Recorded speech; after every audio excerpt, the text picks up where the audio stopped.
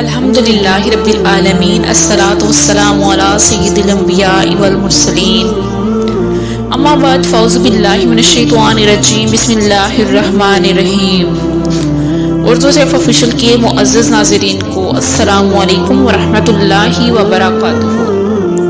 ہمارا چینل اردو صرف آفیشیل لایا آپ کے لیے آج ایک اور بہت ہی پاورفل وظیفہ۔ آج کا ہمارا وظیفہ بہت ہی پاورفل ہے اور قرآن پاک کی ایک سورت کا وظیفہ ہے۔ ہر طرح کے مسائل کے لیے آپ اس عمل کو کریں، انشاءاللہ تعالی آپ کا جو بھی مسئلہ ہوگا وہ حل ہو جائے گا۔ وظیفے کی جانب بڑھنے سے پہلے میری آپ سے ریکویسٹ ہے کہ اگر آپ میرے چینل پہ نہیں ہیں تو چینل کو سبسکرائب کر لیں اور ساتھ میں لگے بیل آئیکن کو بھی پریس کر دیں تاکہ آنے والی ہر نئی ویڈیو آپ کو دیکھنے میں ملے۔ تو بڑھتے ہیں ہم آج کے وظیفے کی جانب۔ آج کا ہمارا وظیفہ سورہ اخلاص کا وظیفہ ہے، یعنی کہ آپ کی ہر طرح کی مشکل کو حل کرنے کا عمل ہے یہ۔ جو بھی آپ کی پرابلم ہوگی وہ حل ہو جائے گی۔ آپ نے اس کو پورے یقین کے ساتھ کرنا ہے، آپ نے یہ عمل، تو انشاءاللہ تعالی آپ کا جو بھی کام ہے وہ ہو جائے گا، آپ کی جو بھی حاجت ہے وہ پوری ہوگی۔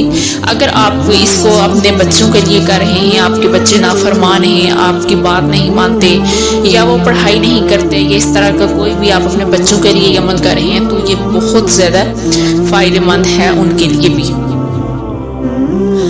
آج کا ہمارا وظیفہ سورہ اخلاص کا ہے۔ حضرت معاذ بن انس سے روایت ہے کہ حضور نبی کریم صلی اللہ علیہ وآلہ وسلم نے ارشاد فرمایا کہ جس شخص نے 10 مرتبہ سورہ اخلاص پڑھی، اللہ تعالیٰ جنت میں اس کے لیے ایک محل بنا دیں گے۔ حضرت عمر نے عرض کیا کہ یا رسول اللہ، پھر تو میں بہت زیادہ پڑھا کروں گا۔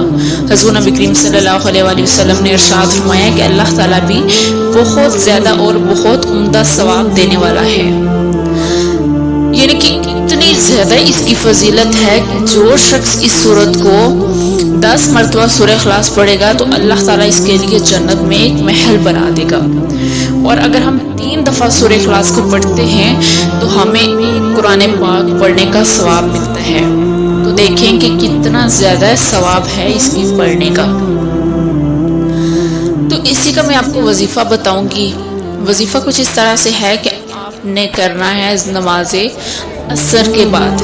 جب آپ عصر کی نماز ادا کر چکے تو آپ اپنی جگہ پر بیٹھ کر اول آخر آپ نے 11 دفعہ درود ابراہیمی پڑھ لیجئے یا کوئی بھی درود شریف جو کہ آپ کو آتا ہو۔ اس کے بعد آپ نے سورہ فاتحہ پڑھنی ہے 1 دفعہ، درود ابراہیمی کے بعد سورہ فاتحہ 1 دفعہ، اور پھر آپ نے سورہ اخلاص کو پڑھنا ہے 11 دفعہ۔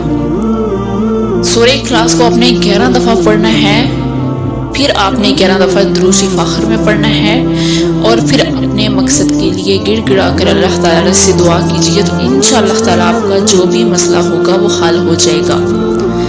ایک دفعہ دوبارہ وظیفہ سن لیجئے کہ آپ نے نماز عصر کے بعد اپنی جگہ پر بیٹھ کر اول آخر آپ نے درود شریف پڑھنا ہے، درود ابراہیمی پڑھیں اور بھی کوئی درود شریف جو آپ کو آتا ہو، جو آسان لگتا ہو۔ اس کے بعد آپ نے سورہ فاتحہ کو پڑھنا ہے 1 دفعہ۔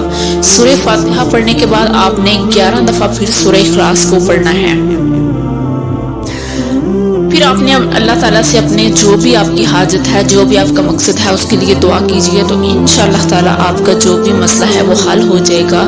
اگر آپ اپنے بچوں کے لیے کر رہے ہیں جو کہ آپ کے نافرمان ہیں، بات نہیں مانتے، تو یہ ان کے لیے بھی بیسٹ ہے۔